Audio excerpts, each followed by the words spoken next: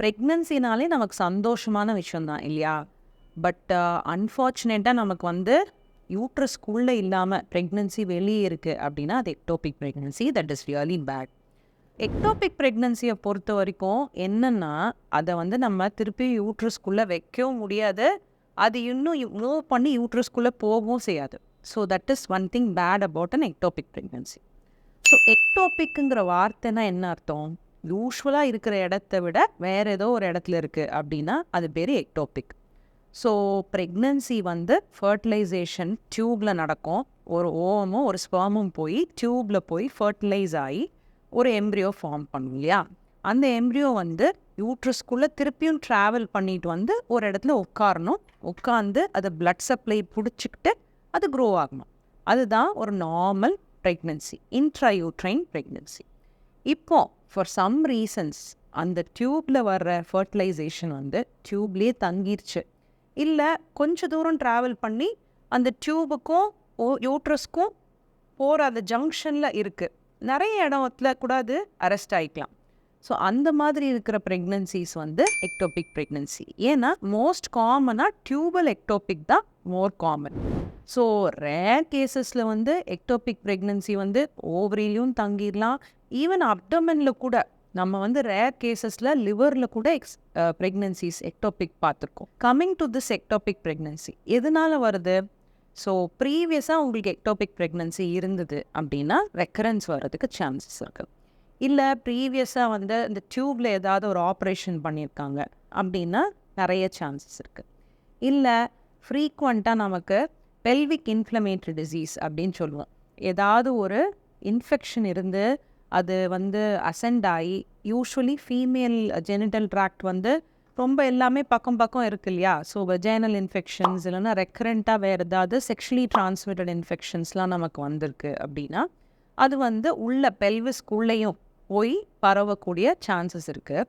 அந்த பட்சத்தில் டியூப்ஸ்லாம் வந்து மைல்டாக டெஸ்ட்ராய் ஆகும்.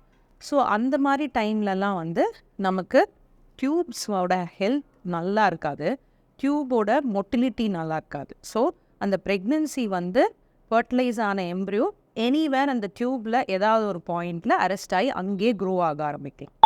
ஸோ நார்மலாக யூட்ரஸுங்கிறது ஒரு பேக் மாதிரி இல்லையா? ஸோ அது எக்ஸ்பேண்ட் ஆகிட்டே போகும்.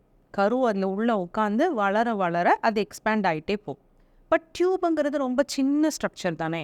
அதோட உள்ளே இருக்கிற டயமீட்டர் பார்த்தோம்னா வெரி லெஸ் தென் 5 millimeters தான் இருக்கும்.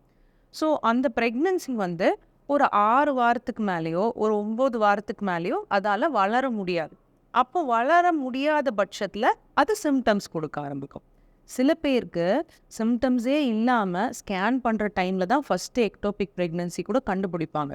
சில பேருக்கு ரொம்ப பெயின் இருக்கும், இடுப்பு வலி இருக்கும், மைல்டாக ஒரு ஸ்பாட்டிங், அதாவது ப்ளீடிங் மாதிரி வரலாம். பீரியட்ஸ்க்கு ஸ்டார்டிங்கில் ஒரு 2 நாளைக்கு முன்னாடி வரும் இல்லையா? அந்த மாதிரி ஒரு ஸ்பாட்டிங் இருக்கலாம். சம்டைம்ஸ் வந்து அது ரப்சர் ஆகி, அதாவது அந்த டியூப் வந்து உடஞ்சி அந்த ப்ரெக்னன்சி உள்ளே விழுந்துருச்சு, நிறைய ப்ளீட் ஆகுது, இன்டர்னலாக ப்ளீட் ஆகுதுன்னா ஷோல்டர் பெயின் கூட உங்களுக்கு வரலாம். அந்த பிளட்டு வந்து போய் உங்களோட இன்டர்னல் ஆர்கன்ஸ் டைஃப்ரம் எல்லாம் வந்து இரிட்டேட் பண்ணும்போது ஷோல்டர் பெயின் கூட உங்களுக்கு வரலாம்.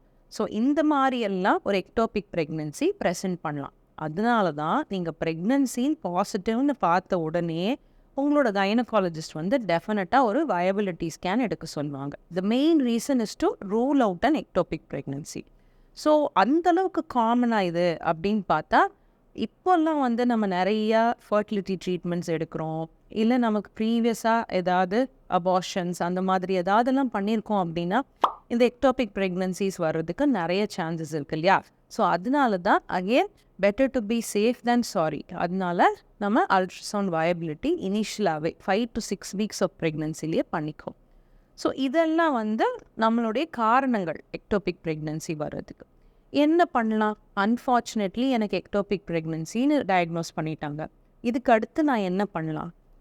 ஃபஸ்ட்டு வந்து அது எந்த பொசிஷனில் இருக்குன்னு பார்க்கணும். ஸோ எக்டோபிக் ப்ரெக்னன்சியோட location, most of the times வந்து எக்டோபிக் ப்ரெக்னன்சியோட லொக்கேஷன் கூட நமக்கு தெரிய மாட்டேங்குது. ஸோ அந்த டைமில் it is called pregnancy of unknown location. அந்த மாதிரி கண்டிஷன்ஸ் உங்களுக்கு இருக்குது அப்படின்னா பீட்டா ஹெச்சிஜி அப்படின்னு ஒரு பிளட் டெஸ்ட்டை வந்து ரிப்பீட்டடாக எடுக்க சொல்லிகிட்டே இருப்பாங்க உங்களுடைய கைனகாலஜிஸ்ட்.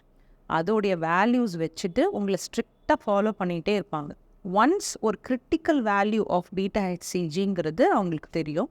அந்த வேல்யூ ரீச் பண்ணதுக்கப்புறம் டெஃபினட்டாக ஸ்கேனில் நம்மளால் அதை எங்கே லொக்கேஷன் இருக்குது அப்படிங்கிறது கண்டுபிடிக்க முடியும். ஸோ அதுக்கேற்ற மாதிரி மெடிக்கல் ட்ரீட்மெண்ட்டும் இருக்குது, சர்ஜிக்கல் ட்ரீட்மெண்ட்டும் இருக்குது.